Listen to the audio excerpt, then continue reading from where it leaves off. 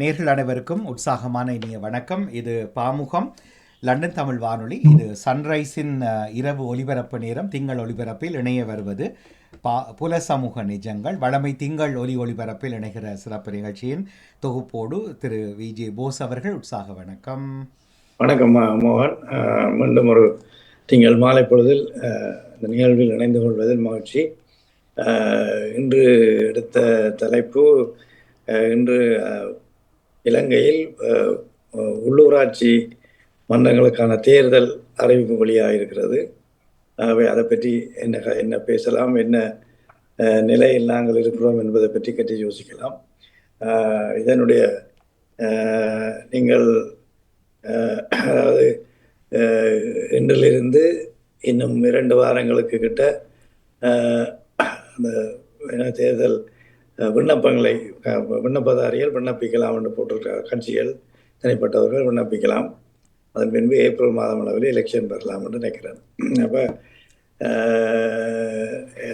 என்னென்றால் நாங்கள் தேர்தல் ஏப்ரலில் வரும் என்று ஓரளவுக்கு எல்லாருக்கும் தெரியும். இருந்தாலும் ஆயத்தங்கள் ஆக்கப்பூர்வமாக இல்லை என்பதுதான் எங்களுடைய கருத்து. ஏனென்றால் அவன் டேட்டை சொன்ன அப்புறம் தான் நாங்கள் ஓடி தெரியணும் இல்லை.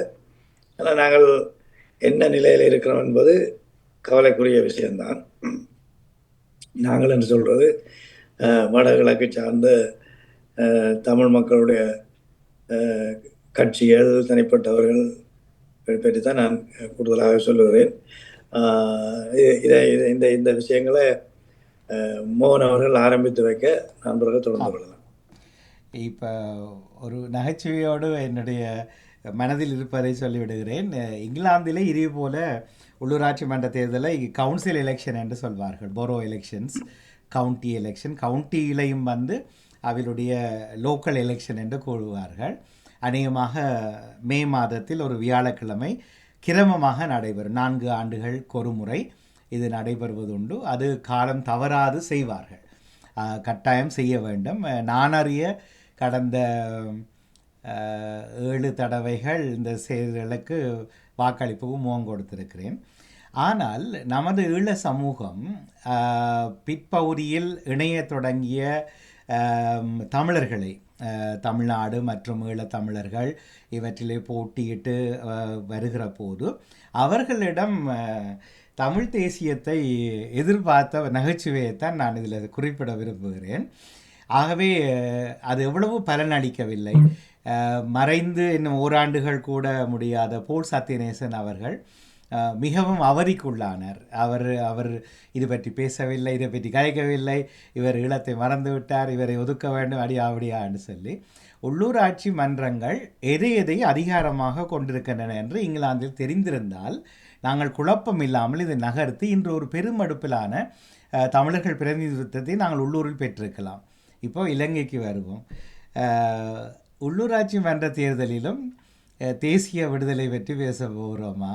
ஏனென்றால் ஏற்கனவே சில கட்சிகள் அதை பற்றி கதைக்க தொடங்கிவிட்டது போல உணர்கிறேன். முதலில் உள்ளூராட்சி மன்றங்களுடைய இலங்கையின் அதிகாரங்கள் என்ன என்றது பற்றி நாம் தெரிந்தவற்றையும் மேலும் அறிவதற்காக தெரிந்தவர்களையும் இணைத்து கொண்டு ஒரு பகுதியை விழிப்புணர்வாக்கி கொள்வது எங்கள் மட்டத்தில் புலம்பெயர்ந்த தேசத்தில் உதவியாக இருக்கும் என்பது ஒரு கருத்து. இரண்டாவது, பாராளுமன்றத்தில் ஒரு மாதத்துக்கு முன்னர் கிளிநொச்சி யாழ் மாவட்ட எம்பி ஸ்ரீதரன் அவர்கள் உரையாற்றும் போது, நீங்கள் ஜூன் மாதத்தில் தேர்தலை வைத்தால் காப்போத்த சாதாரண தர பரீட்சைகள் குழப்பி அடிக்கப்படும், மாணவர் சிதைவுறுவார்கள், அவருடைய பரீட்சை காலங்கள் சிக்கலாகும், பின்னராக அல்லது முன்னராக வையுங்கள் என்றொரு உரை நிகழ்த்தியதை யூடியூபில் பார்த்திருந்தேன். ஆனால் அது ஏற்றுக்கொள்ளப்பட்டிருக்கிறது. இது முன்னதாக வருகிறது தேர்தல். அதை வைத்துக்கொண்டு அரசாங்கம் எங்கட கதை கேட்குதுன்னு சொல்ல வர இல்லை.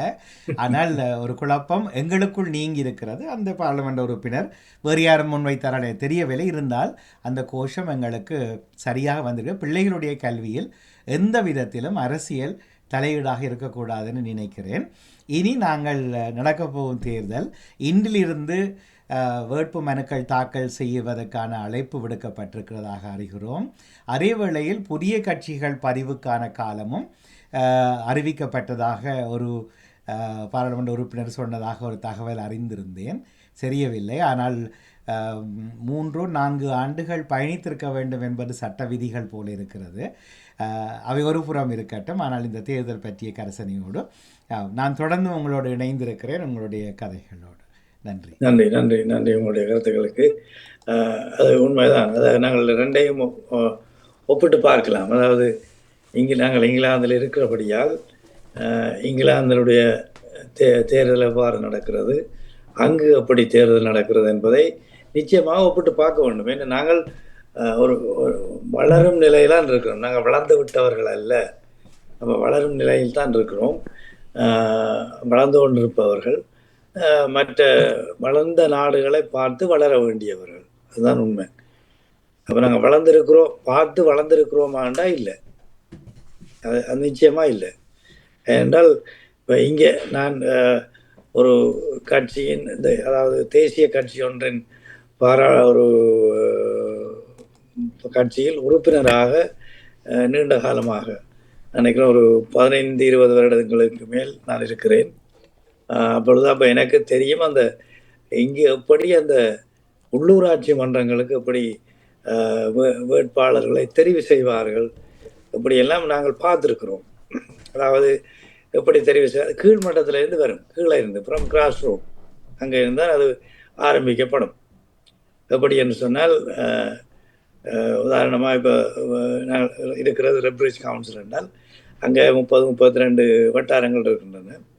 ஒவ்வொரு வட்டாரத்துக்கும் அந்த கட்சியினுடைய கிளை ஒன்று அப்படியும் இருக்கும். எல்லா வட்டாரத்துக்கும் கட்சியின் கிளை ஒன்று இருக்கும். அப்போ அந்த கட்சி கிளை வேட்புமனுக்களை முதல் கூறுவார்கள். வேட்புமனுக்குன்னு சொன்னால் கேண்டிடேட் அப்ளிகேஷனை கேட்பார், யார் போட்டியிட விரும்புகிறீர்கள். அப்போ அதில் ஒரு வட்டாரத்துக்கு 3 பேர் தெரிவு செய்யப்படுகிறான்னு சொன்னால் 6 பேர் 7 பேர் 10 பேரும் போடலாம், அப்ளிகேஷனை போடலாம். நான் போட்டியிட விரும்புகிறேன் அப்படி பின்னெல்லாம் போடுவாங்க. போட்டால் ஒரு தேதியை நிர்ணயித்து அந்த வட்டார கிளை கூடி அந்த அவ்வளவு அப்ளிகேஷன் போட்டு அவ்வளவு பேரையும் கூடுவார். அதுக்கு சில கண்டிஷன்கள் இருக்குது. அவர் எத்தனை காலம் எவ்வளோ காலமாக பார்ட்டியில் இருக்கணும், மெம்பராக இருக்கணும், அப்படி இது பே பண்ணியிருக்கணும், எல்லாம் இருக்கும். அதெல்லாம் பார்த்து எல்லாம் சரியாண்டா நீ அதுக்குள்ளே அவ்வளோ பேரையும் தெரிவு செய்து அந்த கட்சிக்கு அந்த வட்டார கிளையில் அவர்களை ஒவ்வொருத்தராக வந்து நான் இந்த இதில் போட்டியிடுறதால என்னென்ன விஷயங்களை இந்த இந்த இந்த கவுன்சிலை பொறுத்தவரை நான் என்னென்ன விஷயங்களை செய்ய விரும்புகிறேன், இல்லாடி என்னது செய்யலாம் என்றதை கூற வேண்டும். அவருடைய தராதரம் என்ன, தராதரம் என்று சொல்வது அவருடைய கல்வி தகவல் அது எழுதலை பற்றியெல்லாம் அவர் வந்து சொல்லுவார். நான் இன்ன துறையில் படிச்சிருக்கேன், இன்ன துறையில் எனக்கு அனுபவம் இருக்குது, இன்ன விடயங்கள் இல்லை நான் கவனித்திருக்கிறேன் கவுன்சில் விஷயத்தில். அப்போ இதுகளை நான் கவுன்சிலராக வந்தால் நான் சில என்னென்ன விஷயங்களை செய்கிறக்குரிய அனுபவங்கள் என்னென்ன இருக்கின்றதை அவர் அதில் கூறுவார். அப்போ இப்போ உதாரணத்துக்கு 3 பேரை நாங்கள் செலக்ட் பண்ண போகிறோம் என்றால் ஒரு 6 பேர் போட்டியிடணுக்கு அது அப்ளிகேஷனை போட்டிருக்கணும்னு வைப்போம். அப்போ அந்த 6 பேரும் வந்து அதில் தங்களோட கருத்துக்களை சொல்லிவிடும், எப்படி என்னென்ன இது. பிறகு அந்த அந்த அந்த வந்திருக்கிற அவ்வளவு மெம்பர்ஸும் வட்டார கிளை உறுப்பினர்கள் அவ்வளோ பேருக்கும் அவர்களை தெரிவு செய்தக்கூடிய வாக்களிப்பு நடைபெறும். இரகசிய வாக்கெடுப்பு, யாருக்கு போடுறோன்னு தெரியாது. வாக்கெடுப்பு போட்டு அந்த வாக்கெடுப்பின்படி 3 பேர் தெரிவு செய்யப்படுவார். தெரிவு செய்யப்பட்டு அவர்களைத்தான் நாங்கள் அந்த தேர்தலில் போட்டியிடுறதுக்கு இந்த கட்சி ரீதியாக போடுவார். அப்போ இது இப்படி பிறகு இவர்களுடைய அப்ரூவல் அனுமதி வந்து ஒரு மாவட்ட கிளை என்று இருக்கும், அதுக்கு போய் அங்கேயும் அந்த அப்ரூவல் கிடைச்சா பிறகு அவர்கள் உத்தியோகபூர்வமாக அந்த தேர்தலில் போட்டியிடுறதுக்கு அனுமதிக்கப்பட்டு இப்போ கிட்டடியில் எலெக்ஷனுக்கு கோல் பண்ணியிருக்கணும், ஒரு வட்டாரத்துக்கு கோல் பண்ணியிருக்கணும். இது அப்படி தான் நடக்கும். நடந்து தெரிவு செய்யப்பட்ட பின்பு அவர்கள் போட்டியிடுவார்கள். இப்படித்தான் இங்கே நடக்கிறது. இனி அங்கே நடக்கிறதே என்னன்னு பார்ப்போம். இப்போ தேர்தல் அறிவிச்சாச்சு.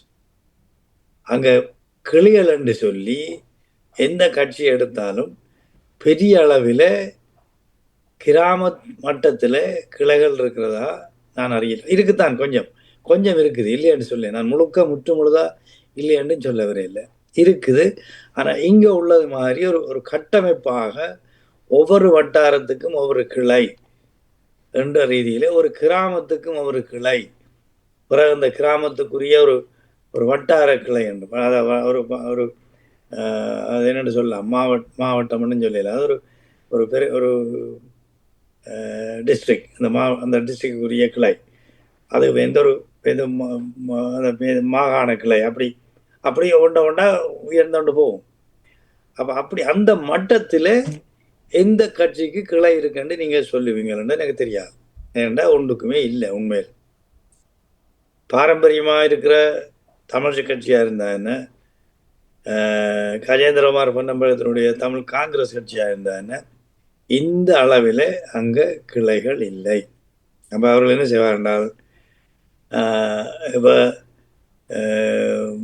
முக்கியமானவர்கள் இந்த கட்சியில் செயலாளரோ தலைவரோ அப்படி என்னவா, அவர்கள் அந்தந்த இடத்துக்கு போய் இங்கே ஒரு ஒரு ஒரு தடவை பிடிப்பினோம், அந்த கட்சியோட விசுவாசமானவர்களால் பிடிப்பினோம், பிடிச்சி இந்த யாரை போடலாமாப்பா இதுக்குள்ள, இங்கே எனக்கு தெரிஞ்சாக்களை சொல்லுவாப்போம் ரெண்டு சொல்லி ஒரு கொஞ்சம் பேர் லிஸ்ட் எடுத்து அவை என்ன பேர் போடப்படும்.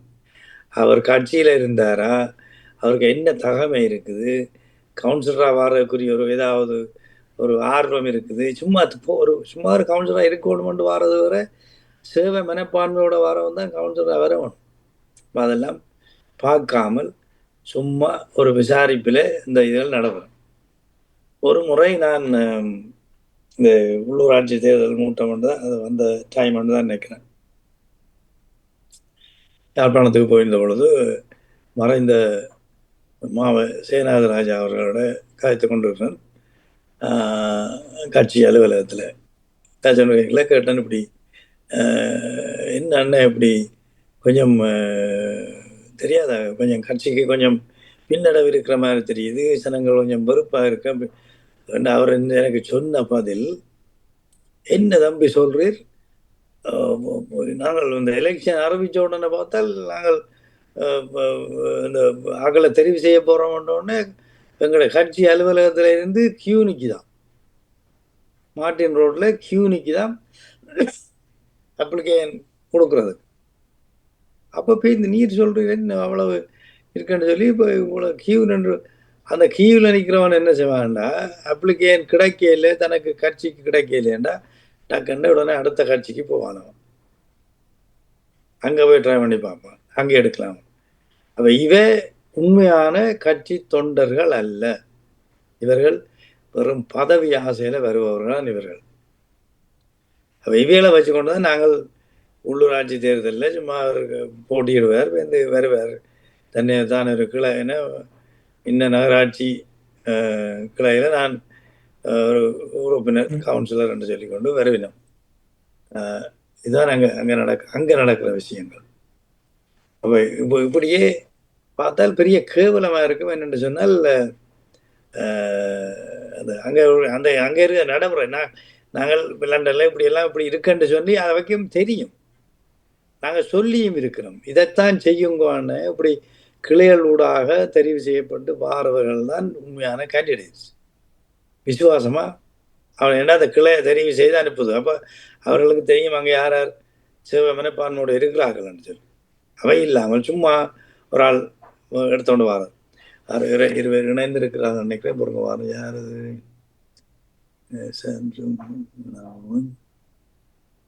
ரெண்டும் பேர் இல்லாமல் இருக்குது. யாரு சாம்சுங்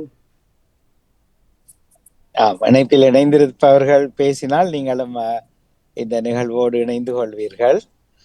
உங்களுடைய ஒலி வாங்கியை திறந்து விட்டு பேச. யாரு, சிவாவா இல்லாட்டி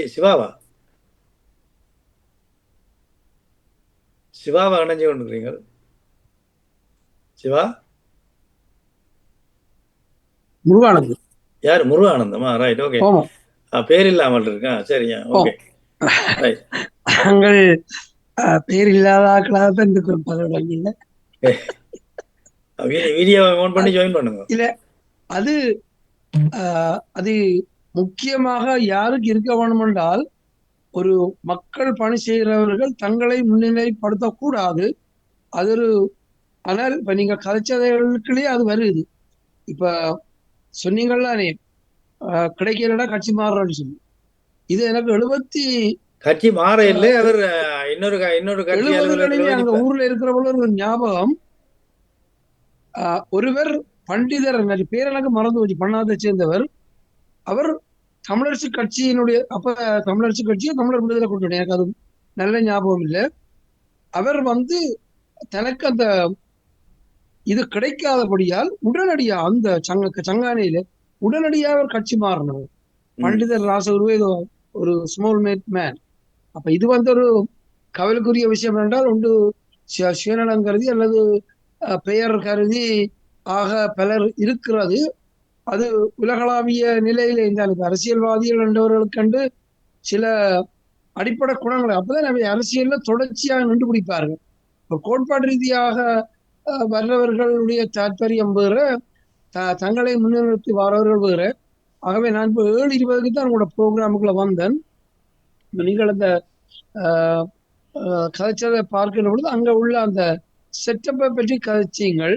ஆனால் நான் நினைத்து கொண்டு வந்தது இப்ப இந்த காலகட்டத்திலே அதுவும் இப்ப ஒரு பேர் அர்ச்சுனா என்றவர் வந்த பிறகு இந்த சில என்ன சொல்ற சில அந்த அந்த சிந்தனை தன்மையே மாறிவிட்டது. ஏனென்றால் அவர் நினைச்ச பாட்டுக்கு சொல்றார், நான் என்ன மாகாண சபை முதலமைச்சராக வருவேன், கௌசல்யா எம்பியா இருப்பார் என்றால், ஒருவர் தன்னுடைய எண்ணத்துக்கு பதவிகளை தான் மாற்றுவது என்கின்ற நிலைக்கு, அதுவும் அரசியல் பரப்பிலே ஒரு வருஷம் கூட வராத ஒருவரால் அப்படி ஒரு தான் தோன்றித்தனமாக அல்லது திமிர்த்தனமாக அப்படி கதைக்க முடியும் என்றால், அந்த மக்களை அவர் எவ்வளவு தூரம் என்ன சொல்ல எவ்வளவு தூரம் மக்களை ஒரு கணிக்க அவர்களுக்குரிய மதிப்பை, அதாவது ஜனநாயகத்திலே மக்கள் தான் மதிப்புக்குரியவர்கள். நாங்கள் மக்கள் தொண்டர்கள். உண்மைக்கு ஏனென்றால் ஒரு கால் 70ஆம் ஆண்டு 71ஆம் ஆண்டு பண்டாரநாயக்கா மெமோரியல் ஹாலுக்கு போனான். அங்க இருக்கல அந்த 70s எக்ஸாக்ட்லி அந்த இயர் மறந்து போயிடுச்சு. அப்ப அதுல பண்டாரநாயக்கா தன்னை பற்றின ஒரு வசனம் சொல்லுகிறார், நான் மக்களின் தொண்டன் என்று சொல்லி. அவர் அந்த பண்டாரநாயக்கா கதைக்கிறதுல கட்டிக்காரன் தானே, அவர் தானே முதல் சமஷ்டியை பற்றி கதைச்சது, எங்களுடைய கதைக்க முதல்.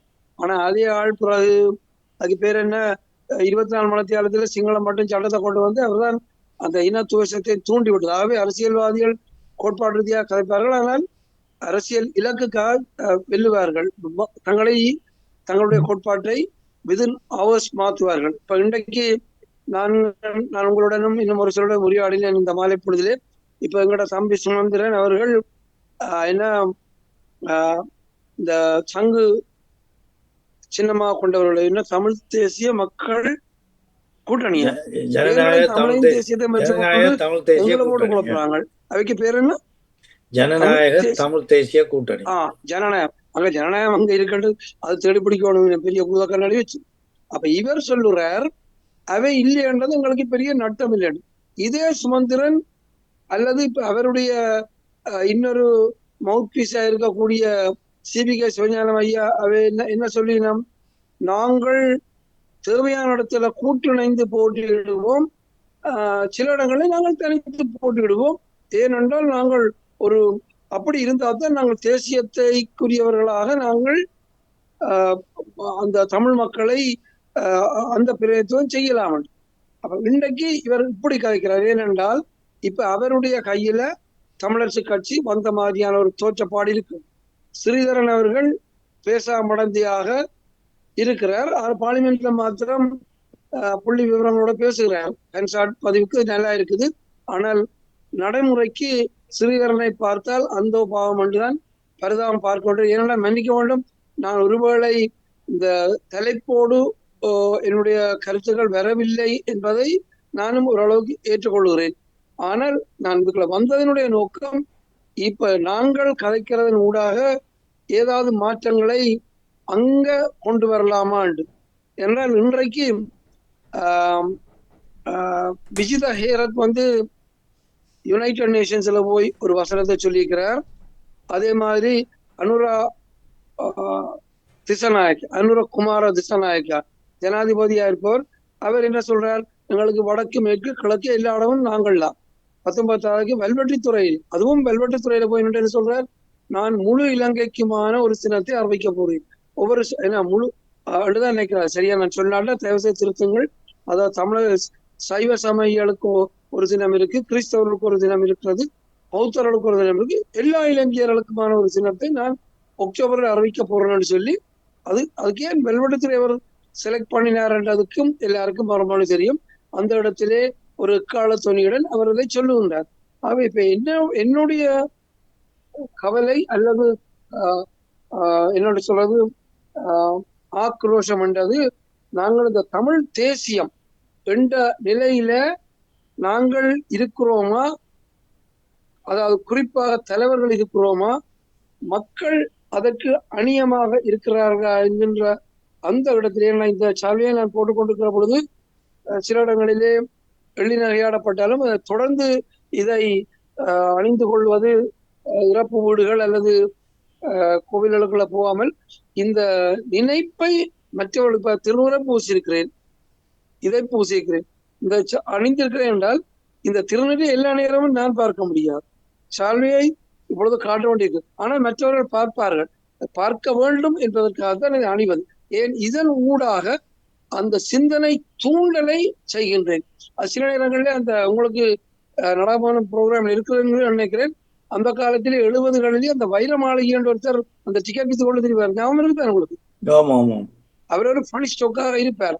ஆனால் அவர் அதுக்கு கூடாக அவரை வச்சு அந்த வைர மாளிகைக்காரன் தனக்கு வியாபாரம் விளம்பரம் தேடிக்கொள்வார். அப்ப நான் இது விளம்பரமாக இதனூடாக ஒரு வெளிப்படுத்தலை செய்கின்றவனாக என்ன வைத்திருக்கிறேன். என்னது சொல்லுகின்றோம் என்றால், இந்த உள்ளூராட்சி தேர்தலிலே இருந்து ஜனநாயக பாராளுமன்ற தேர்தல் 19 இப்ப இந்த அண்மை காலத்திலே இந்த சங்கு சின்னத்திலே அரியணைந்தவர்கள் முழு ஈழத்தமிழர்களையும் அல்லது தமிழ் பேசும் மக்களையும் பிரதிநிதித்துவப்படுத்துகிற ஒரு தேர்தலிலே போட்டியிட்டார். அப்ப ஆனால் இந்த தேர்தலுக்கு ஊடாக 77ஆம் ஆண்டு நடைபெற்ற தமிழர் விடுதலை கூட்டணியினுடைய அந்த தேர்தலுக்கு பிறகு என்னை பொறுத்தவரை ஜனநாயக ரீதியாக தமிழ் தேசியத்தை பலப்படுத்துறதுக்கான தேர்தலாக எதையுமே என்னால் சொல்ல முடியாது. நான் விடுதலை புலிகளுடைய தலைமைத்துவத்தை மதிப்பவன், தமிழர் விடுதலை தமிழ் தேசிய கூட்டமைப்பை கோட்பாடு ரீதியாக ஏற்றுக்கொண்டவன். ஆனாலும் கூட இந்த தேர்தல்கள் எல்லாம் ஒரு நெகட்டிவ் ஆன தேர்தலாகத்தான் இருந்திருக்கிறது. அந்த 2004 தமிழ் தேசிய கூட்டமைப்பினுடைய பெயரால் அங்கே விடுதலை புலிகள், அதுவும் தேசிய தலைவர் பிரபாகரன் அவர்களுடைய அந்த ஒரு அங்கீகாரத்துடன் வந்தபடியால் தான் அந்த தேர்தல். அந்த தேர்தலில் கூட நீங்கள் ஒரு செய்தி கேள்விப்பட்டிருக்கலாம், மாவை சேனாதராஜா நீங்கள் குறிப்பிட்டபடியால் அந்த தேர்தலிலே கூடுதலான நாட்கள் கஜேந்திரனுக்கு வாக்களித்த பொழுது மாவை சேனாதராஜா தமிழ்ச்செல்வனுக்கு தொலைபேசி எடுத்து கெஞ்சி நேரம் எனக்கு இந்த ஓட்டை வராது ஊரடங்கு ஒருக்கா சொல்லும் கொண்டு சொன்ன பிறகுதான் மாவை சேனாதராஜாவுக்கும் அங்கே வாக்கள் விழுந்து அடிச்சு. ஆகவே இந்த கோட்பாட்டு ரீதியாக நாங்கள் வாக்களிக்கிற தன்மை பொதுவாக ஈழத்தில் மாத்திரமல்ல, சிங்கள பக்கத்தில் மாத்திரமல்ல, ஆசிய நாடுகளிலே அது மிகவும் ஒரு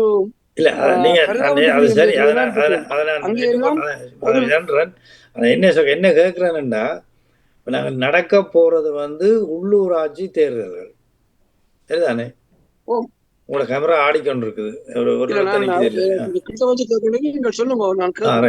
அப்ப நடக்க போறது உள்ளூராட்சி தேர்தல் சரியா? இது பாராளுமன்ற தேர்தலில் நீங்க சொல்ற விஷயத்த ஓரளவுக்கு வற்புறுத்தலாம், அதை மிக ஆக்ரோஷமா கதைக்கலாம். ஆனா உள்ளூராட்சி தேர்தலில் வர வேண்டியவர்கள் முக்கியமாக அந்தந்த கிராமங்கள், நகர சபைகள், மாநகர சபைகள் எல்லாம் ஒரு அபிவிருத்தி பாதையில், அதாவது கொஞ்சம் அந்தந்த கிராமங்களை அபிவிருத்தி செய்கிறது அப்படியான விஷயங்கள்ல கூடாக்கரை எடுக்க வேணும். அப்போ அதில் போய் நாங்கள் இந்த தமிழ் தேசியத்தையும் அங்கே போய் கதைச்சு சரியான ஆக்களை தெரிவு செய்யாமல் விட்டுருவோம் நாங்கள். அதாவது அந்த கிராமத்தில் கொஞ்சம் சேவை செய்யக்கூடியவன் சில கட்சி சம்பந்தமாக இல்லாதவனாகவும் இருக்கலாம். அவன் உண்மையிலே ஆனால் வந்து ஒரு ஒரு நல்ல சேவை மனப்பான்மை, கிராமத்துக்காக பாடுபடுறவர், அப்படி இப்படி ஒரு ஆள் இருந்தால் அவை தர வழிதான் உள்ளூராட்சி சபைகளில் வர வேண்டிய ஆள். இல்ல அதை நான் கருத்தளவில் மறுக்க மாட்டேன். அப்படியாக இருந்தால் சரியா? ஓ கதைகளை கேக்குதோ? ஓ கேக்குது. அப்படியாக இருந்தால் நான் உடனடியாக உங்களுக்கு இது ஒரு நடைமுறைக்கு முடியாத விடயம்தான். இருந்தாலும் சொல்லலாம். நீங்கள் சொல்லுறதை கருத்தளவிலே நடைமுறைக்கு வர வேண்டுமாயின் கட்சிகளின் பெயரால் உள்ளூராட்சி தேர்தல் நடக்கக்கூடாது. அது இன்னும் நல்லது. கட்சிகளின் பெயரால் நடக்கின்ற பொழுது பிறகு நாளைக்கு என்ன நடக்கும்? குறிப்பாக சுமந்திரன் மாத்திரமல்ல, இவன் கஜேந்திரன், இதிலே அரசியல்வாதிகள் யாருமே விதிவிலக்கல்ல. ஏனென்றால் அவர்களுக்கு கட்சி வளர்ச்சியும் கட்சியினோட தங்களுடைய தலை நிமிர்வும் தான் அங்கே முக்கியப்படுது. நீங்கள் மக்களுக்கு, உள்ளூர் மக்களுக்கு அவருடைய அபிவிருத்தி, அந்த அங்க உள்ள மக்களுடைய அபிவிருத்தி, அந்த கிராமங்களுடைய முன்னேற்றங்கள் என்கின்ற நிலையிலேதான் அந்த தேர்தல், உள்ளூராட்சி தேர்தல் நடக்க வேண்டுமாயின் அங்கே கட்சி ரீதியாக தேர்தல் நடக்கக்கூடாது. அப்படி நாங்கள் அப்படியான ஒரு ரடிக்கல் சேஞ்சுக்கு நாங்கள் போவோமா இருந்தால் நல்லது. ஆனால் திரு போஸ் அவர்களே, கேட்டுக்கொண்டிருக்கக்கூடிய ஏனைய நண்பர்களே, இது உலகளாவிய நிலையிலே நடப்பதில்லை. நாங்கள் வாழுகின்ற லண்டன் உட்பட இங்கேயும் லோக்கல் கவர்மெண்ட் எலெக்ஷன்ஸ்ல கட்சி தான் வருகிறது. கட்சி அந்த டெமோக்ராட்டிக் ஸ்ட்ரக்சர்ல அதன் ஊடாக அவர்கள் இப்ப உதாரணமா இப்ப நாங்கள் இருக்கிற நியூயார்க் கவுன்சில பாத்தீங்கன்னா அங்க இந்த லேபர் பார்ட்டி எல்லா லெவல்லையும் ரூட்ல, கிராஸ் ரூட் லெவல்ல தங்களை பலப்படுத்தி இருக்கிறபடியாக தான் தொடர்ச்சியாக அங்கே லேபர் பார்ட்டியினுடைய ஒரு ஆதிக்கம் அங்கே நிலை நிற்கிறது. ஆகவே இப்ப நீங்கள் சொல்லுகின்றபடியும் மன்னிக்க வேண்டும், ஒரு நடைமுறைக்கு முடியாதபடியும், அதாவது கட்சிகளுக்கு அப்பாற்பட்டு பிரதேச மக்களுடைய நலன் சார்ந்து, பிரதேசங்களுடைய முன்னேற்றம் சார்ந்து செயற்படக்கூடியவர்களாக யாராவது இருந்தால் அவர்களைத்தான் செய்ய வேண்டும். அப்ப அதுக்கு ஒரு கொள்கை ரீதியாக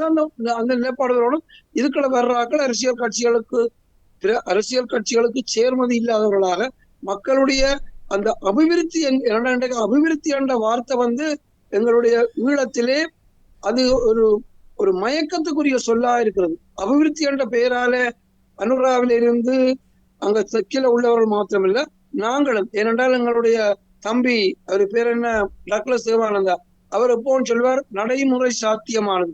நடைமுறை சாத்தியமானதுதான் நீங்களும் இப்ப சொல்லுகிற விஷயம். ஆனா நான் உங்களுடைய அதுக்காக அவருடைய மட்டத்துக்கு நான் இறக்கவில்லை, ஆனால் குறைக்கவில்லை. ஆனால் அந்த அபிவிருத்தி என்கின்ற விடயம் என்பது இன்றைக்கு கட்சி அரசியலுக்கு அதிலிருந்து தனித்துவமான முறையிலே இலங்கையிலே உள்ள தேர்தல்களிலே நாங்கள் நினைத்து பார்க்க முடியாது என்பதைத்தான் என்னுடைய கருத்தாக சொல்லி, உண்மைக்கு நான் அது ஒரு அரசியல் பார்வையில நிகழ்ச்சியை நடத்துகிறோம் நினைத்து வந்தேன். ஆனால் நீங்கள் வேறு ஒழுங்கிலே கொண்டு போகின்றபடியால் இருக்கப்பட்ட மிச்ச நேரத்துக்கு மற்றவர்கள் கதைப்பதை கேட்டு என்னுடைய மனதில் உள்ளதை உங்களுடைய பயந்தேன் என்று கூறி நன்றி, சந்தர்ப்பத்துக்கு நன்றி கூறி அமைகின்றேன். நன்றி, வணக்கம். தொடர்ந்து இருங்கோ. நான் என்ன சொல்றேன்னா, இப்ப ஒரு சின்ன உதாரணத்தை நான் சொல்றேன். இந்த அரசியல் என்றதை முன்னிலைப்படுத்தி உள்ளூராட்சி சபைகளில் இருக்கிற இந்த முன்படுத்துபவர்கள் வருவதால் நடக்கிற சில சிக்கல்கள் எப்படி என்று சொன்னால், உதாரணமாக இப்போ யாழ்ப்பாண மாநகர சபை எடுத்துக்கொண்டால் அங்கே மேயர் இருக்கிறார். மேயர் தான் அங்கே பெரியவர். அப்போ வெளிநாடுகளில் இருந்து வர அம்பாசடர்ஸ், அந்த யேமன் அம்பாசடர், அந்த ஒரு கண்ட்ரியின் அம்பாசடர் சிலவளை வந்தால் யாழ்ப்பாணம் ஒரு முக்கிய நகரம் என்றபடியாக அந்த மேயரை சந்திப்பாங்க. அந்த மேயரை சந்திக்க நாங்கள் என்னென்ன கருத்துக்களை அவர்கள்ட்ட கேட்கலாம். இப்போ உதாரணமாக ஒரு ஜெர்மன், நான் இது நடந்தது தான் சொல்கிறேன், இது நடக்காத நான் சொல்லல. ஒரு ஜெர்மன் நாட்டு தூதுவர் வாரார், மேயரை சந்திக்கிறார். அப்பொழுது மேயர் என்ன கேட்கிறார் என்று சொன்னால், எங்களுக்கு நீங்கள் சமஷ்டி முறையிலான ஒரு அரசை நிறுவுவதற்கு உதவி செய்யும். அப்ப நான் யோசிச்சேன், ஜெர்மன் அம்பாசடர் என்னட்டு சமஷ்டி முறையை செய்வார். அதை செய்ய அவருக்கு சரி நாங்கள் ஹெல்ப் பண்றோம்னு சொல்லிட்டு போவார், அவ்வளவுதான். அவர் அதை ஒன்றுமே செய்ய போறதில்லை, எந்த நடவடிக்கையும் அவரால் செய்ய இயலாது. அவர் ஒரு தூதுவர் மட்டும். அப்ப அவர்கிட்ட நாங்கள் என்ன கேட்கணும்ன்றதை அந்த அந்த அந்த ஊர் மட்டத்துல யோசிச்சுதான் அந்த இதை முடிவு கேட்க வேண்டும். உதாரணத்துக்கு சொன்னேன், நாங்கள் சில வரைக்கும் சொல்லியும் இருக்கிறோம். சொன்னான் என்னென்னா, இப்போ யாழ்ப்பாண மாநகரசபை நகரசபை எடுத்துக்கொண்டால் அங்கே குப்பை அல்ற கிளியர் பண்ணுற இதுகளுக்கு அந்த லோரியல் காணாது. இங்கே நீங்கள் பார்த்துருப்பீங்க, கிழமையிலே ஒவ்வொரு நாள் சில ரோட்ஸுகள் அந்தந்த டேயில் கிளியர் பண்ணுறான், எடுத்துட்டு போகிறான்.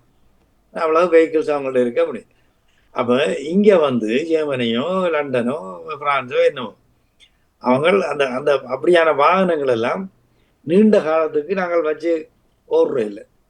அவங்களோட காலம் போக அதை டிஸ்கார்ட் பண்ணுவாங்க. டிஸ்கார்ட் பண்ணுறதுனா அதை தள்ளி விடுவாங்க. அதை பாவனைக்குரியதில்லை அப்படி ஏதோ செய்வாங்க. ஆனால் பாவிக்கலாம்.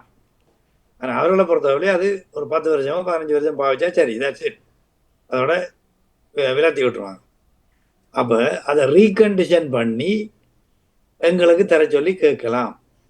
அதை கேட்டிருந்தால் அதுதான் நான் சொல்கிறேன். அந்த உள்ளூராட்சி சபையில் வாராக்கள் இந்த ரீதியில் யோசிக்க வேணும். அபிவிருத்தியாண்டு நான் குழப்பே இல்லை.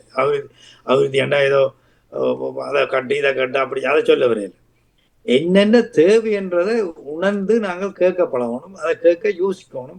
அதை விட்டுட்டு வாரவன்கிட்ட சமஷ்டியத்தா தேசியத்தை தான் என்ன எனக்கு இந்த பிரச்சனையை தீர்த்து விடன்னு கேட்கறதெல்லாம் பாட்டு முட்டாள்தனம். என்னை பொறுத்தவரை முட்டாள்தனம். அப்போ இதுதான் நாங்கள் சொல்கிற என்ன அந்த அதாவது அந்த அரசியலை முன்னிலைப்படுத்துறதும் உள்ளூராட்சி சபையில் அந்த ஊர் விடயங்களை முன்னிலைப்படுத்துறதும் உள்ள வித்தியாசம். இது மட்டும் இல்லை. ஒரு ஒரு இப்போ உங்களுக்கு எல்லாருக்கும் ஞாபகம் இருக்கும், வடமாகாண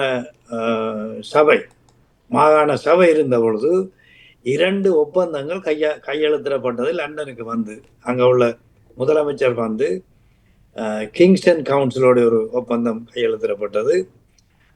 பின்பு 2 கவுன்சிலர் நினைக்கிறேன், 2 கவுன்சிலோட கையெழுத்திடப்பட்டது வடமாகாண சபை. அப்போ கையெழுத்து வச்சுட்டு போயிட்டார், முதலமைச்சர் போயிட்டார். அப்போ நாங்கள் கேட்டோம், சரி கையெழுத்து வச்சாச்சு, என்னண்டு புரிந்துணர்வுன்னா ஒரு ஒரு 2 பேருக்குள்ள ஒரு அண்டர்ஸ்டாண்டிங். நீங்கள் என்ன செய்யலாம், நாங்கள் என்ன செய்யலாம், அதுக்குரிய ஒப்பந்தம். அப்போ இதுவரையில் ஒப்பந்தம் கையெழுத்து வச்சு நான் நினைக்கிறேன் இப்போ 5 வருஷத்துக்கு வேலையாக போச்சு. இதுவரையில் மாகாண சபையில் இருந்து சரி, அது காலாவதியாக போச்சு, அதை விடுங்க. இருந்தாலும் போன உடனே என்ன செய்யணும், இந்த கவுன்சிலுக்கு நீங்கள் எங்களுக்கு இன்னென்ன வகையில் உதவிகளை செய்ய முடியுமா, அவர்கள் எத்தனையோ துறையில செய்யறதாக அந்த கையெழுத்து வச்சுக்கணும். தொழில்நுட்ப ரீதியில் உதவி செய்யலாம், வேறு வேறு விடயங்களில் தாங்கள் ஒத்துழைக்க தயாராக இருக்கணும் என்று சொல்லி. அப்போ அதை கேட்காமல் விட்டு ஆற்றப்பில்லை எங்களை பிள்ளை. இப்போ அவனுக்கு வயிற்று குத்து இல்லை, லண்டன்காரனுக்கு வயிற்று குத்து இல்லை. உன்னை அடித்து கேட்டு உனக்கு என்ன தேவை ஏதாவது இருந்தா சொல்லப்பான்னு சொல்லி கேட்குற அவனுக்கு வயிற்றுக்குள்ள வயிற்று குத்து எனக்கு, நான் தான் கேட்கணும். இதெல்லாம் கேட்டான் என்ன செய்திங்களாப்பாண்ட ஒரு ஒன்றும் இல்லை. ஆக கடைசியாக அட்லீஸ்ட் இங்கே உள்ள கவுன்சில், கிங்ஸ்டன் கவுன்சில் ஒரு நல்ல விஷயத்தை செய்திருக்குது. என்னென்னா, அவன் அந்த ஒப்பந்தத்தை மதித்து நீங்கள் கிங்ஸ்டனுக்கு போனால் பார்க்கலாம். அந்த கிங்ஸ்டன் அந்த அங்கே அந்த மாநகர பகுதிகளில் உள்வர்ற அந்த நுழைவாயிலில் ஒரு போர்டு ஒன்று திறந்துருக்குறாங்க. கிங்ஸ்டன் கவுன்சிலும் யாழ்ப்பாணம் உங்களை வரவேற்கிறது என்று போட்டிருக்காங்க. அந்த போர்டு திறந்துருக்கு. நாங்களும் போனாங்க, அந்த துறப்புகளாக போனாங்க. எம்பி அங்கே எம்பி தான் திறந்தது. அப்போ அதை செய்திருக்கிறாங்க. அப்போ அதை செய்ததோட முடியே இல்லை அலுவல். அது சும்மா நேம் போர்டு. என்ன எத்தனையோ விஷயங்களை கேட்டிருக்கலாம். அப்போ இதுக்கு அங்கே அடித்தால் அங்கே ஒரு ரெஸ்பான்ஸும் வராது. நீங்கள் ஒரு வேறு ஒன்றை கேளுங்க, நாங்கள் இதுக்கு கொடி பிடிப்போம் பாருங்களோன்னா அங்கே 10 பேர் வரையணும் பிடிச்சிக்கணும். அதுக்கு ஓடாட்டம் அப்படி நிச்சயமாக விடுங்க. இதெல்லாம் நாங்கள் அரசியல் ரீதியாக அது ஒரு பக்கத்தில் செய்யலாம், அது செய்ய வேண்டாம்னு நான் சொல்ல செய்யலாம். ஆனால் அபிவிருத்தி ஆண்டு வரைக்குள்ள அபிவிருத்தி ஆண்டு நான் சொல்லிக்க திரு முருகானந்தம் அவர்கள் கொஞ்சம் குழப்பம் வேண்டாம். நாங்கள் அந்தந்த பகுதியின் வளர்ச்சியிலே கொஞ்சம் அக்கறை எடுத்து இப்போ இது யாழ் மாநகர சபைக்கு என்னென்ன தேவை, எத்தனையோ தேவை இருக்குது, நிறைய தேவை இருக்குது. உதாரணத்துக்கு ஆனோல்டு மேயராக இருக்கைகளை இங்கே வந்திருந்தது, யாழ்ப்பாண மேயர் இங்கே வந்திருந்த பொழுது நாங்கள் அவரை சந்தித்து விருந்து கொடுத்து எல்லாம் பண்ணினாங்க. அப்போ எங்களுக்கு சொல்லி போட்டு போனவர் என்னென்னா, ஏஷியன் டெவலப்மெண்ட் பேங்கோ வேர்ல்ட் பேங்கோ தெரியல, 2 ஆண்டுகளால் எங்களுக்கு யாழ் நகரத்தை அபிவிருத்தி செய்கிற, அதாவது வாய்க்கால்கள் அதுகளெல்லாம் கட்டி ஒரு மாடர்ன் நகரமாக மாற்றுறதுக்குரிய ஒரு திட்டத்தை அவர்கள் வகுத்திருக்கிறார்கள். அதை நான் போனோடனே அதை செயல்படுத்தணும் என்று. இதுவரையிலே அது எந்த நடைமுறையும் நடக்கவில்லை.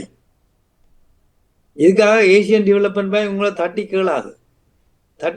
உன்னை எஞ்ச வாப்பா ஏதோ நான் இதை போட்டிருப்பேன், இதை செய்ய போறியான்னு கேட்காது. நானல்ல அவனை தட்டி கொண்டு நிற்கணும். இந்தப்பா சொன்னாப்பா அவருக்கா இதை செய்தாருங்களா அப்படி வந்து ஒற்று நடவடிக்கையும் நடக்க இல்லை. சரியா? அப்ப அதுக்கு என்ன செய்யணும்? அந்த இடத்துலதான் நான் என்னுடைய கருத்தை மீண்டும் சொல்ல விரும்புகிறேன். சொல்லுங்க. இப்ப கிங்ஸ்டனில விக்னேஸ்வரன் ஐயா வந்த பொழுது அவரை வந்து அந்த நிகழ்வுக்கான அந்த கிரவுண்ட் ஒர்க்கை செய்தது எனக்கு தெரிஞ்ச அளவில் ராஜ்குமாரும் மங்களேஸ்வரனும். அப்ப அவை வந்து விக்னேஸ்வரன் ஐயாவை ஒரு பொலிட்டிக்கலி ஒரு பெரிய லீடரா மாத்துற ஒரு முயற்சியில தான் இருந்தவ மங்களேஸ்வரனுடைய. எனக்கு பேர் சொல்லி கதைக்கிறது எனக்கு பழக்கம், அதால எனக்கு பிரச்சனை இருந்தாலும். அப்ப அந்த இடத்துல அவர்கள் இது ஒரு பொலிட்டிக்கலாகத்தான் பயன்படுத்தினார்கள். விக்னேஸ்வரனை உயர்த்த பயன்படுத்தினார்களா, தங்களை உயர்த்த பயன்படுத்தினார்களா தெரியவில்லை. திருவாளர் ராஜ்குமாரும் என்னோட அன்புக்குரிய இருவரும் மங்களேஸ்வரன் அவர்கள் இங்கே ஏதோ வர்த்தக ஏதோ ஒன்று தொடங்கினார்கள். அதை பற்றி இந்த நிகழ்ச்சியில சொல்லாட்டாலும் நீங்கள் வேற நிகழ்ச்சியில சொல்லலாம். ஆகவே அரசியலை முதன்மையாக கொண்டு சம்பந்தப்படுபவர்கள் அங்கேயும் இங்கேயும் இருக்கின்ற பொழுது நீங்கள் குறிப்பிடுகின்ற அந்த அபிவிருத்திக்காக மாத்திரம் உள்ளூராட்சி நிர்வாகங்கள்ல இருக்க வேண்டும், அவர்கள் அதைத்தான் செய்ய வேண்டும் என்பது ஒரு வகையான ஒரு லட்சிய எதிர்பார்ப்பை ஒழிய இன்றைக்கு குறிப்பாக இந்த 83களுக்கு பிறகு வந்த அரசியல் மாற்றங்களுக்கு ஊடாக நீங்கள் அபிவிருத்தி என்கின்ற வார்த்தையில் ஒருவர் உண்மையாக இருந்தால் அவர் பெருமளவுக்கு மக்களுடைய அபிமானத்தை பெறுவதற்கு அவரை முன்னேற முடியாத அளவுக்கு அவரை அரசியல் ரீதியாக மற்றவர்கள் போட்டு தாக்குவார்கள். விக்னேஸ்வரன் ஒரு விஷயத்தை சொன்னார், தனக்கு அதுல எல்லாத்துக்கும் நாங்கள் விக்னேஸ்வரன் குறை சொல்லவும் முடியாது. இலங்கை அரசாங்கம் ஒரு அபிவிருத்தியின் அடிப்படையில் ஒரு பேங்க் அக்கௌண்ட் கூட திறக்கப்படாத தான் இலங்கை அரசாங்கம். அவை இலங்கை அரசாங்கம் வந்து நாங்கள் உள்ளூராட்சி நிலையிலே அது கிராம சபையா இருக்கலாம், யாழ் மாநகர சபையா இருக்கலாம், இல்லை நாளைக்கு வரும் என்று நினைத்து கொண்டிருக்கக்கூடிய வடமாகாண வடமாகாண சபையா இருக்கலாம், கிழக்கு மாகாண சபையா இருக்கலாம், அவைகளை அபிவிருத்தி என்ற நிலையிலே வளர்வதற்கு இலங்கை அரசாங்கமே விடுமா என்பதும் ஒரு கேள்வி. இப்ப இதுல அரசியல் மயப்படுத்தப்பட்டவர்களாக எல்லாரும் தான் இருக்கிறோம். இப்ப அர்ச்சுனா ஒரு ஆள் தான் கொஞ்சம் வித்தியாசமாக கதைக்கிறார். அவர் மக்களை எங்கேயோ ஒரு இடத்துல மக்களை குறைத்து மதிப்பிடுகிறார்னு நான் நினைக்கிறேன். அவர் எங்கேயோ ஒரு இடத்துல வேண்டி கட்ட வேணும். ஏனென்றால் அவர் நினைப்பது அவர் தனக்காக நான் எனக்காக அரசியல் செய்யவில்லைன்னு சொல்லி அவர் தனக்காக தான் அரசியல் செய்கிறார் மாதிரி தெரிந்து. ஏனென்றால் அவருடைய யூடியூபை பார்க்கின்ற பொழுது ஒரு மனத்தியால ப்ரோக்ராமில் அவர் அரை மனத்தியாலத்துக்கு மேலே தன்னை பற்றி தான் கதைக்கும். ஆகவே ஒரு மனிதனுடைய வளர்ச்சி அல்லது ஒரு குழு சார்ந்த அரசியல் வளர்ச்சியாகத்தான் இன்றைக்கு உள்ளூராட்சி சபையிலிருந்து பாராளுமன்றம் வரை இருக்கிறது. இது ஒரு கவலைக்குரிய யதார்த்தம். உங்களுடைய அந்த அந்த அபிவிருத்தி என்கின்ற அந்த சிந்தனையை நான் ஒரு சற்றேனும் அதிலே நான் உங்களை குறை காணவில்லை. ஆனால் நீங்கள் சொல்லுகின்றபடியும் நடைமுறைக்கு வருமா என்பதைத்தான் நீங்கள் உங்களுடைய நிறைவு பதிலாக சொல்லுங்கள். அது இதை தொடர்ச்சி இருக்க வேண்டும். அப்ப அப்படியா இருந்தால் நாங்கள் போகுது லண்டனுக்குள்ள நாங்கள் அரங்காச்சு நீங்கள் உங்க உள்ளூராட்சி சபைகளுக்கு கட்சியின் அடிப்படையில் இல்லாமல் மக்கள் உடைய நன்மைக்காகத்தான் இதிலே உள்ளூராட்சி சபையில போட்டிடுறோம்னு சொல்லி அதிலே அரசியல் கட்சி தலைவர்களை கேட்கலாம். நீங்கள் உங்களுடைய அரசியல் விளையாட்டுகளை இதுக்குள்ள நிப்பாட்டு கொண்டு கேட்கலாம். இது ரெண்டும் நடைமுறைக்கு முடியுமா? நன்றி. சொல்லுங்க.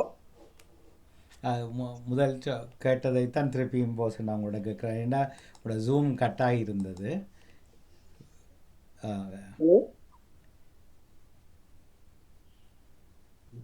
அந்த கிங்ஸ்டன் கவுன்சிலோட செய்த ஒப்பந்தம் இப்போ திரையில் காட்டப்பட்டது. திரு நடாமோகன் அவர்கள் அதை போட்டிருந்தார்.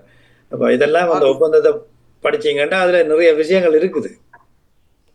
ஆனால் அதில் எந்த நடவடிக்கையும் எடுக்கப்படவில்லை. மாகாண ஆனால் சபையால சரி அதில் அந்த மெமரண்டம் ஆஃப் ஆர்டிக்கல் அதில் பிரசுரிக்கப்பட இல்லை. ஆனால் இதில் இருக்கக்கூடிய ஹெட்லைன்ஸ் எல்லாமே கிங்ஸ்டன் அப்பான் தேம்ஸுன்ற அங்கே செய்கிற லார்ஜ் ஸ்போக்கன் பீப்புள் வந்து தமிழ். அப்போ அவியலுக்கு ஒரு அங்கீகாரம், ஹெரிட்டேஜுக்கு செலிப்ரேஷனுக்கு இடம் அளிக்கிறது, அப்படியே அந்த கல்ச்சரை வந்து ட்வின் பண்ணுறதுக்கான இது. ஆனால் இதில் எந்த வார்த்தையுமே வந்து ஸ்ரீலங்கா ஜெஃப்னா சிட்டியை பற்றி ஒன்றும் எழுதப்படையில்லை. இந்த நான் காட்டின அத்தனை 3 கேட்டகரிஸ் வந்திருந்தது. ஆனால் அதில் மெமரண்டம் ஆஃப் ஆர்டிக்கலில் என்ன எழுதினார்கள் என்று ஸ்ரீமான் பொதுமக்களாகிய உங்களுக்கு தெரியுமா? இல்லை, ட்வின் வித் ஜெஃப்னான்னு தான் அவன் இது வந்திருக்கிறது. ஆனால் அந்த ஆர்டிக்கலில் இங்கே செய்கிறத எழுதியிருக்கிறார்கள். இந்த பொரோவில் செய்கிற இங்கே வாழ்கிற லார்ஜ் ஸ்போக்கன் கம்யூனிட்டி இது செய்யலாம், ஹெரிட்டேஜ் செய்யலாம், செலிப்ரேட் பண்ணலாம் என்றதை போட்டிருக்கணும் அதில்.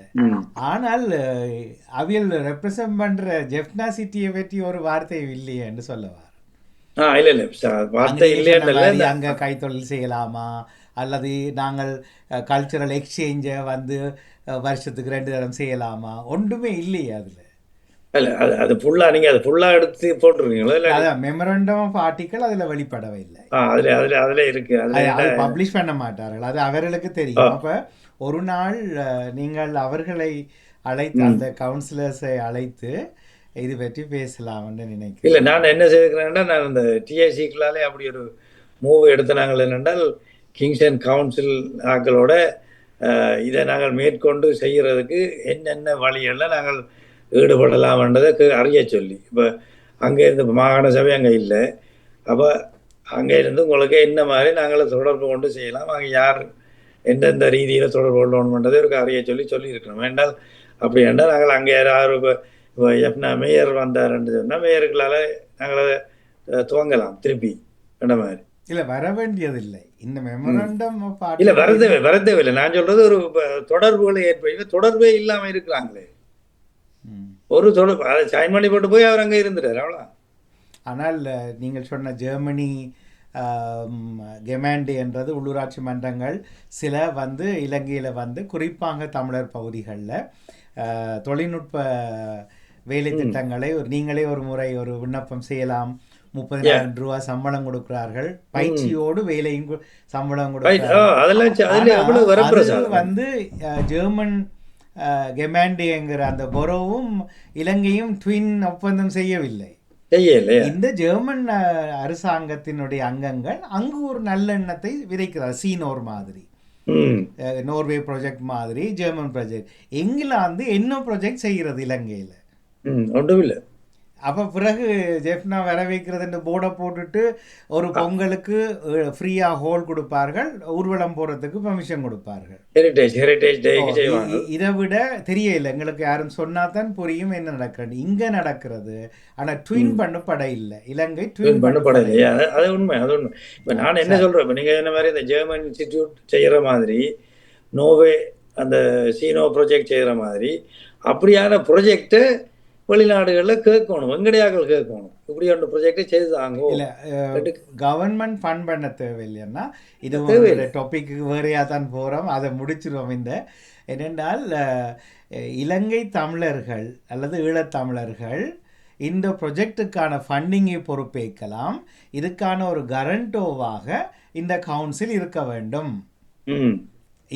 இந்த கவுன்சில் அதை பொறுப்பேற்று மேற்பார்வை செய்து எங்களுக்கு உத்தரவாதம் தந்தால் நாங்கள் அந்த ப்ராஜெக்டை செய்கிறோம் என்றால் கிங்ஸ்டன் கவுன்சிலுக்குள்ளால நல்ல வடிவ நிறைய திட்டங்கள் செய்யலாம், செய்துட்டு போகலாம். டெக்னிக்கல் நாலேஜ் தரலாம், அப்படி கணக்க விஷயங்கள் செய்யலாம். கரெக்டாக கோயிலை கட்டுறதை விட்டுட்டு, கோபுரம் ராஜகோபுரத்தை அங்கால கொண்டு போகிறதை விட்டுட்டு அபிவிருத்தி பணிகள். திருப்பியும் இந்த தலைப்புக்குள்ளே நீங்கள் வர்ற போது மீண்டும் என்னென்ன அதிகாரங்கள் இந்த உள்ளூராட்சி மன்றங்களுக்கு இருக்கின்றது என்று யாருக்கு தெரியும்? இலங்கையில் இப்போ இங்கிலாந்தில் எங்களுக்கு தெரியும். ஒரு வார்டில் கவுன்சிலர்ஸாக இருக்கிறவர்களுக்கான மேக்சிமம் அவைகளுடைய உரிமைகள் என்ன, நாங்கள் அவைகிட்ட போய் என்ன அப்ரோச் பண்ணலாம் என்றது எங்களுக்கு தெரிஞ்சிருக்குது. ஆனால் இலங்கையில் உள்ளூராட்சி மன்றம் சட்ட விதிப்படி என்னென்ன அதிகாரங்களை இதுவரையில் கொண்டிருக்கிறது, இந்த வரப்போகிற தேர்தல் அதை நோக்கி நகர்வதென்றால் அந்த மக்களுக்கு இது தெரிஞ்சிருக்கா, அல்லது அங்கு நாங்கள் தேசியம் பேசி வாக்கு கேட்பதா, அல்லது அபிவிருத்தி என்று சொல்வதா, இல்லை அபிவிருத்தி கலைக்கக்கூடாது உள்ளூராட்சி மன்றத்திலும். இப்போ நடிகர் விஜய் வந்தால் ஈழத்தை பற்றி, ஈழ போராட்டம் பற்றி என்னென்று கேள்வி கேட்டு பழகியவர்களாம் நாங்கள்.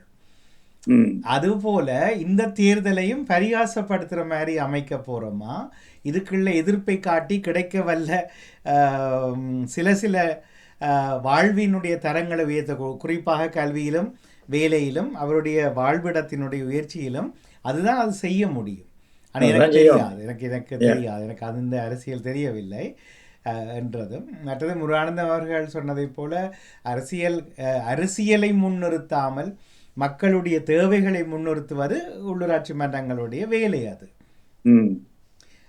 லைட்டை போடுறதோ, ரோட்டை போடுறதோ, அல்லது பின் அள்ளுறதோ, அந்த ப்ரொஜெக்டுகளை செய்கிறது எல்லாமே நிச்சயமாக அதை உறுதிப்படுத்துவதற்கு கட்சிகள் ஏன் இவ்வளவு முனைப்பாக இருக்குன்னு நீங்கள் ஆரம்பத்தில் அழகாக சொன்னீங்கள். எத்தனை அந்த தேர்தலுக்கு போட்டியிடுகிற வேட்பாளர்களை எப்படி இந்த கட்சிகள் தேர்வாக்குகின்றன என்று. அது ஒரு பகுதியாக இருந்தது இல்லையா? இப்போ இனித்தான் சூடு கிளப்பி கொண்டு வருவார்கள். ஆனால் இந்த எந்த அரசாங்கமும் திட்டமிட்டு தங்களுடைய எல்லா திட்டமைப்பையும் செய்து முடித்த உடனே திடீரென்று அறிவிப்பார், இன்றையிலிருந்து நீங்கள் வேட்புமனு தாக்கல் செய்யலாம் என்று. ஏற்கனவே தேர்தல் வரப்போகிற என்று தெரிந்து மக்களுக்காக பணிபுரிகிற எல்லா அமைப்பும் தூக்கத்தில் இருப்பார்கள்.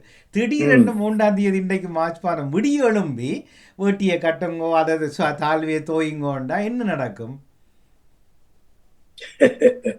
நீங்கள் அதை சொன்னீங்க. அது அவர்கள் அடிப்படை, அது முராந்தவர்கள் சொன்னார் நினைக்கிறேன், நியூஹாம் எப்படி அடிப்படையிலிருந்து தங்களுடைய கட்சி மட்டத்தில் ஆட்களை தயார்படுத்தி கொண்டு வருவார்கள் என்று.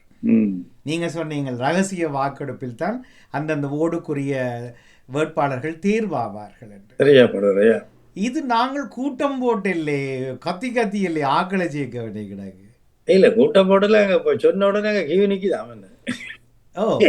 இன்னைக்கு ஒரு பாராளுமன்ற உறுப்பினர், நான் உங்களுக்கு சொல்லியிருந்தேன், கட்சி கொடி இந்த வரைவிலக்கணங்கள் சொல்றார், ஆனா ஒரு உறுப்பினர் கூட கட்சியில் இல்லை, ஒருவர் கூட இல்லை.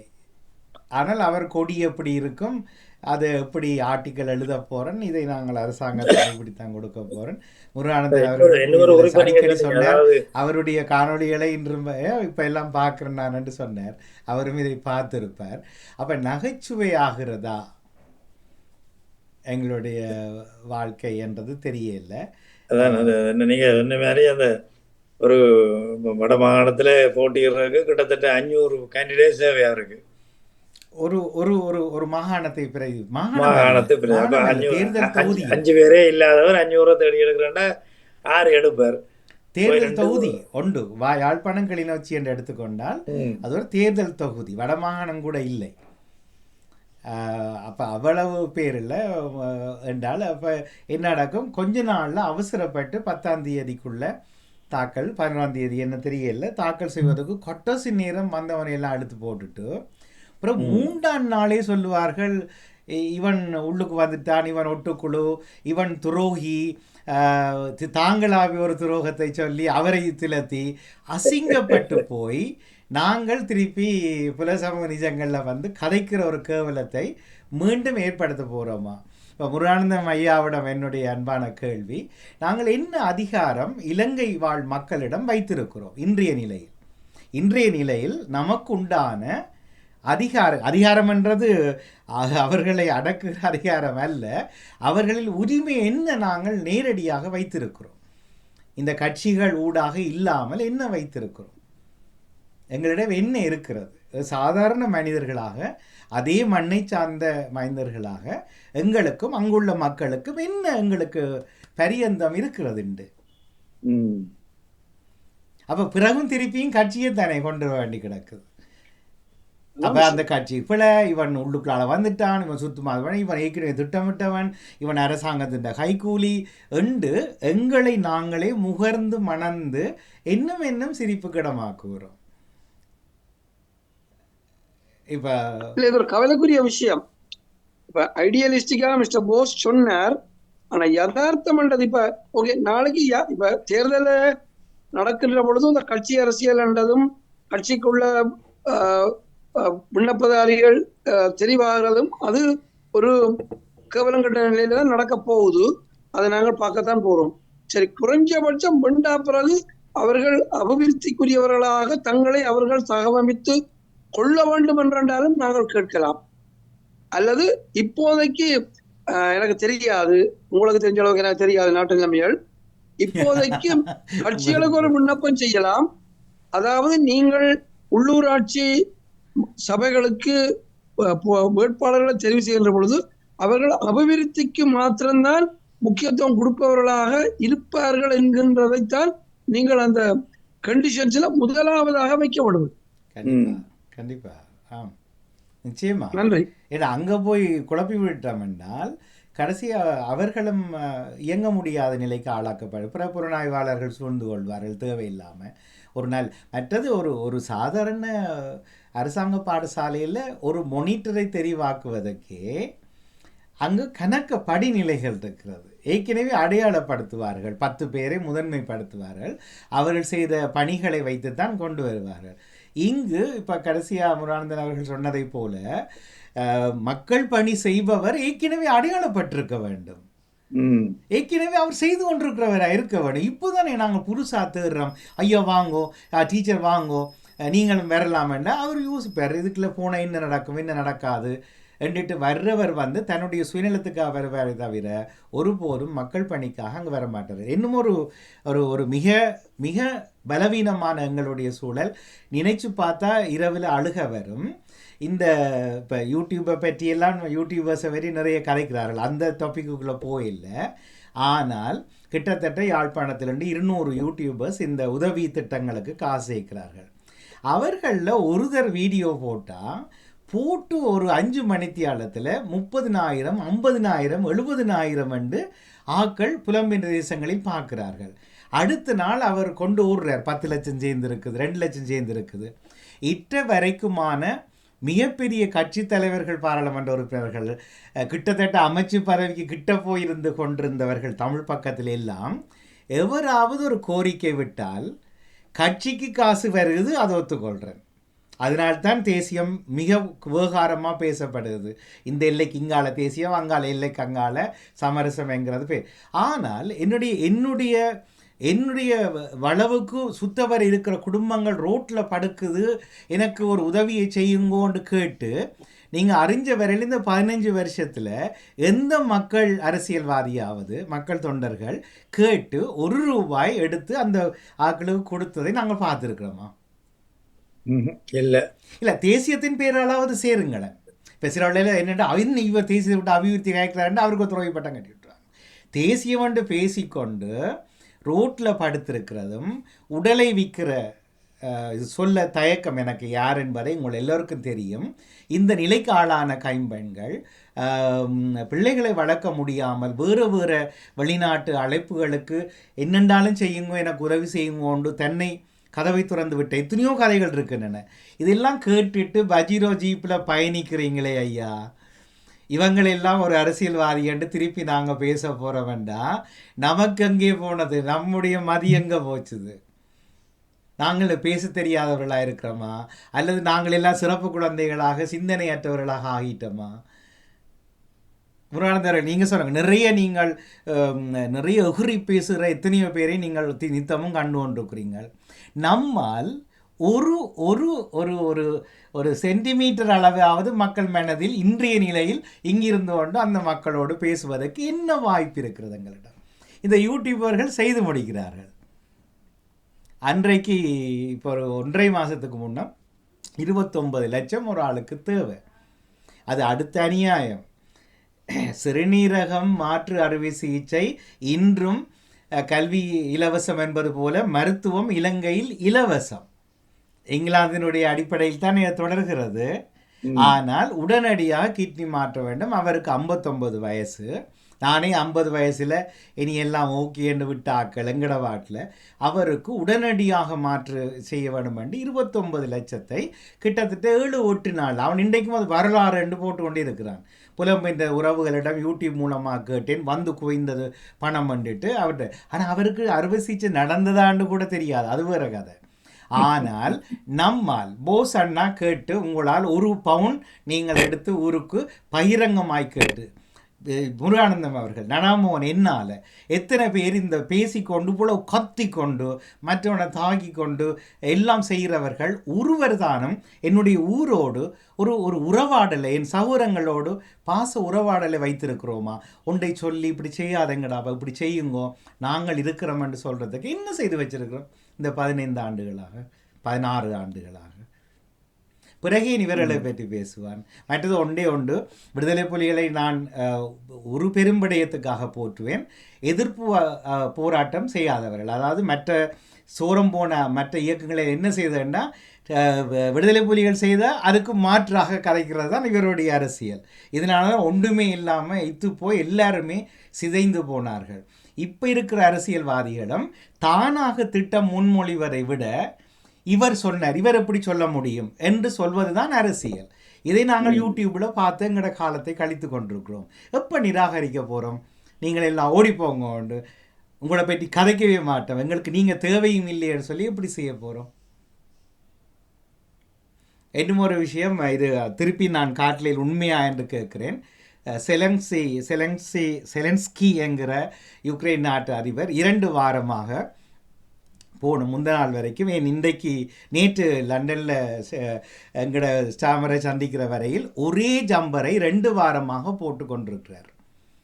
அதுக்கு ஒரு பதிவு வந்தது, யாரும் தவறென்றால் அதை என்னை திருத்தி தாருங்கள், ஏன்னா இவங்கள் இந்த ஏஐக்களால் பொய் எல்லாத்தையும் உண்மையாக்கி விட்டுருவாங்க. அவருக்கு ஜம்பர் ஒரு 10 வயசு பையன் ஒரு ரோட்டில் ஸ்ட்ரீட்டில் கொடுத்த டொனேட் பண்ணின உடுப்பை ஒன்றைத்தான் மாற்று உடையாக அவர் அணிகிறார். அவர் எல்லா வீடு வாசல் சொத்து அத்தனையுமே அவர் மக்களுக்காக கொடுத்து விட்டார். ஏனால் எனக்கும் அதில் பங்குண்டு, நீங்கள் இப்படி இருக்க நான் வீட்டில் படுக்க இயலாது என்று சொல்லி. இது புனைக்கதையாக கூட இருக்கட்டும், உண்மை கதை போல சித்தரித்து இப்படி ஒரு நாசத்தையாவது, அதாவது நாசம் என்பது இப்படி ஒரு சின்ன கைங்கரியத்தையாவது, நான் 16 வருடத்துக்கு முன்னர் கதை நான் கை வைக்க விரும்பவில்லை, ஏனென்றால் அது அது அது அது விமர்சனத்துக்கு அப்பாற்பட்டது.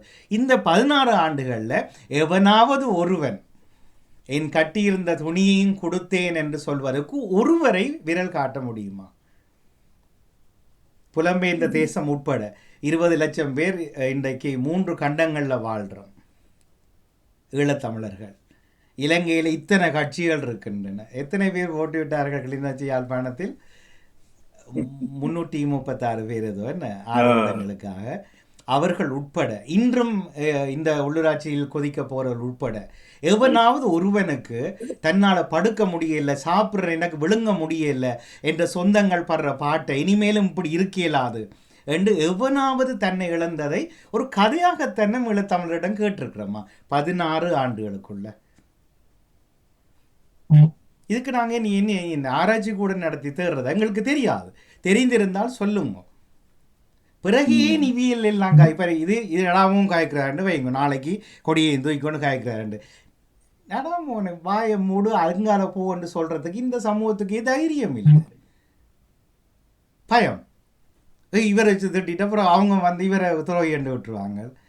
அப்போ நடக்க போகிறது ரோட்டு போடுற, குப்பை அள்ளுற, வீதி பாதுகாப்பு பராமரிப்பு, இந்த போதை வசுகளை நிறுத்துகிற அந்த சின்ன சின்ன இந்த என்ன என்ஃபோர்ஸ்மெண்ட் அதிகாரிகள் இங்கே நீங்காமல் சுற்றி தீர மாதிரி அப்படிப்பட்ட அதிகாரத்துக்கான உள்ளூராட்சி மன்ற தேர்தல். இதில் மக்களுக்காக தன்னை இழந்தவனை ஒருவனை தன்னை அடையாளப்படுத்த முடியவில்லை எங்களால். பிரைனன் 501 பேருக்கு தேர்வாகி ஒவ்வொரு கட்சியும் 501 பேர் என்றால் இருக்கக்கூடிய 9 லட்சமும் எல்லாரும் தேர்தல் கேட்டுருவாங்க, எல்லாரும் வேட்பாளராகி விட்டுருவாங்க. யாருக்கு யார் ஓட்டு போடுறேன்றே தெரியாது. அங்கே 10 கட்சின்னா 5000 பேர் என்ன 10 கூட வரும். இந்த முறை சுயேட்சை கட்சிகள் நிறைய வரும் போகுது. இல்லை, ஏன்னா நான் இதுவரை கழிச்சது ஒன்றுமே அரசியல் இல்லை. நான் இது அரசியலே தொடையில்லை, எனக்கு அது தெரியவும் வேண்டாம், இனிமேல் வாழ்க்கையிலையும் வேண்டாம். நான் கேட்பது ஒரு மனித நேயம், இந்த ஒரு உயிர் நேயமே வேண்டாம், சாதாரண அடிப்படை மனித நேயம் எங்களிடம் இருக்கிறதை இந்த ஈழத்தமிழர், நான் தமிழ்லாம் கதைக்கிறேன், நான் இங்கிலீஷில் கதை சிங்களத்தில் கதைக்கல, இது எங்களுக்குள்ள கதைக்கிறேன். இது யாராவது எதிர்வாதம் பண்ணி சண்டை பிடிக்க வெளியில் வந்தால் மகிழ்ச்சி அடைவேன். ஏனென்னா நாங்கள் சும்மா இருக்கிறோம், சும்மா கத்தி குளர்றோம். எங்களுக்கு எதிர்ப்பு அரசியல் மட்டும்தான். முருகானந்தன் சொன்னால் நான் எதிர்க்கணும். இப்போ ஆறுமுகம் ஐயா வந்துட்டார், அவர் சொன்னதை நான் ஏதாவது மாற்று கருத்து சொல்லணும். போஸ் அண்ணா சொன்னார், அதில் ஒரு பிழை பிடிக்கணும். எதையாவது எவனுக்காவது முன்னோக்கிய திசையில், இப்போ மகாகவி சுப்பிரமணிய பாரதியார் கவிதைகளை நாங்கள் மதிக்கிறோம், நடக்காட்டி கூட பரவாயில்லை, அச்சாணியாக எனக்கு இதுதான் வேண்டும் என்று கவிதை படைத்தவன் அவன். இன்றும் வாழ்கிறோம் நிறைவேற்றாமல், பரவாயில்லை, நம்மால் இதையாவது செய்ய முடிகிறதா? எனவே நான் முராதாரோட பதில் எதிர்பார்த்தான் கேட்கிறேன், நீங்கள் அமைதியாக இருந்துட்டீங்க. இதுல பதில் இல்லை, நாங்கள் இனிமேலாவது செய்வோமான்றது சொல்லுங்க, இனிமேலாவது செய்வோமா என்கிறதை நாங்கள் இதை சீரியஸா பார்ப்போம். இப்ப இப்ப இது ஒரு சிக்கலான அல்லது ஒரு நடைமுறை சாத்தியமற்ற காரியமாகத்தான் போஸ் சொன்னதாக முதல் நான் யோசிக்கிறேன். ஆனால் இப்ப நாங்கள் அபிவிருத்திக்கானவர்களாக மக்கள் பிரதிநிதிகள் வர வேண்டும். தேசியத்தை அவர்கள் எக்காரணம் கொண்டும் காம்ப்ரமைஸ் பண்ண விட்டு கொடுக்காத நிலையிலே அவர்கள் அபிவிருத்தியில கூறியவர்களை பார்த்து தெரிவு செய்யலாம். ஆனால் அது எவ்வளவு தூரம் நடைமுறைக்கு முடியும் என்றதான் ஒரே ஒரு வினாடி கொடுக்கிறேன். அதை நான் வாயால சொன்னாத்தான் அது உறுதிப்படுத்தப்படுமா? அது என்னுடைய இப்ப நான் ஒரு சைவன் என்றால் நான் திருநூறு பூசி கோயிலுக்கு போனாத்தான் இல்லைத்தானே. அப்போ தேசியம் ஒவ்வொருவனுடைய வாழ்வுரிமை. அதை சொல்லி காட்டி போசண்ணா சொன்னால் அது தேசியம் இல்லை, முருகானந்தன் சொன்னால் அது தேசியம் இல்லையென்று இல்லை, வலிசில்கள் மாதிரி 16 வருஷம் கத்துறோம். அது ஒவ்வொருத்தனுடைய வாழ்வுரிமை. அவன் எவ்வளவு கூட குறைய செய்கிறானோ அவனுடைய உரிமை. இது நீ இது போஸ் அவர் இன்னும் முருகானந்தன் அவர் மாதிரி சால்வை போடாமல் வந்திருக்கிறார். அது என்னது என்று இதுதானே செய்து எங்களை சீரழித்து எங்களை நாங்களே வைக்கப்படுற அளவுக்கு வந்திருக்கிறோம். அதைத்தான் நான் சொன்னேன், தேசியம் என்பது ஒவ்வொரு மனிதனுடைய வாழ்வுரிமை, அவனுக்கு உரித்தான அந்த சுதந்திர தாகம். அதை சொல்லி காட்டித்தான் மக்கள் பணி செய்யணும் என்று சொல்லி சொன்னால் நாங்கள் செலங்சி முன்னிருந்த நடிகர் மாதிரி நாங்கள் நடிப்பு துறைக்கு வர வேண்டியதுதான். ஏனென்னா மற்றவன் பார்ப்பான், ஒரு 5 நிமிஷம் முருகானந்தர்கள் மனங்கள் பேசிட்டா ஒரு காலாவது தேசியத்தை பற்றி சொல்லாட்டி ஒரு கோல் வரும். என்ன முருகானந்தன் ஐயா தேசியத்தை விட்டுட்டீங்களோ என்ற பயத்தில் தேசியம் கதைக்கிறது தேசியம் கிடையாது. அப்படி இல்லை, இல்லை அப்படி இல்லை, உங்களே இல்லை, உதாரணப்படுத்துகிறேன் நான். இல்லையா, அது உண்மை. நான் திருப்பியும் சொல்கிறேன், நான் சத்தியமாக நான் இன்றையில நான் சாம்பரைக்கும் காய்க்க மாட்டேன். நான் கதைக்கிறது ஒரு சாதாரணமான மனித தேர்தலிலே எங்களால் எவ்வளவு தூரம் முன்னுக்கு போக முடியும் என்று தெரியவில்லை இந்த விடயங்களிலே. ஆனால் கருத்தளவிலே நான் திரு போஸ் முன்வைத்த கருத்தை நீங்கள் என்னளவில் கருத்தளவில் ஏற்றுக்கொள்கிறேன். என்னென்றால் இந்த தேர்தல் போட்டியிடுபவர்கள் அபிவிருத்தியை முன்னோக்கமாக கொண்டு செய்ய வேண்டும். ஆனால் அவர்கள் தேசியத்தை மலினப்படுத்தாதவர்களாக இருந்தால் நன்று என்கின்ற அளவிலே நான் அதை திரும்ப முடாந்திரம் சொல்லி போட்டு நானுடைய புதுசாக சொல்ல. ஆனா ஒன்றையும் கூட சொல்லலாம் நடாமோகன் அவர்களே, போஸ் அவர்களே, இப்ப ஆர்வமண்ணா கூட வந்தபடியால் அவரும் அதிலே சம்பந்தப்பட்டிருக்கிறார். அதாவது இங்கே இருந்து கொண்டு நாங்கள் அங்கே உள்ள மக்களுக்கு அக்கறையுடன் பலவிதமான சேவைகளை சைவமன்ற சங்கம் போன்ற அமைப்புகள் நான் எனக்கு தெரிந்ததான் சொல்லுவேன் செய்கின்றார்கள். ஒரேடியாக நாங்கள் செய்யவில்லைன்னு சொல்ல முடியாது. அதே நேரத்தில் நேற்று முன்தினம் இங்கே இருந்த ஒருத்தர் யாழ்ப்பாணம் போயிருக்கிறார். அவர் சொன்னார், அங்கே ஒரு விழிப்புணர்வற்றவர் அங்கே உள்ள சக விழிப்புணர் அற்றவர்களுக்காக சேவை செய்கிறார் என்று சொல்லி. ஆகவே அந்த மனிதநேயம் என்பது ஒரேடியாக செத்து விடவில்லை.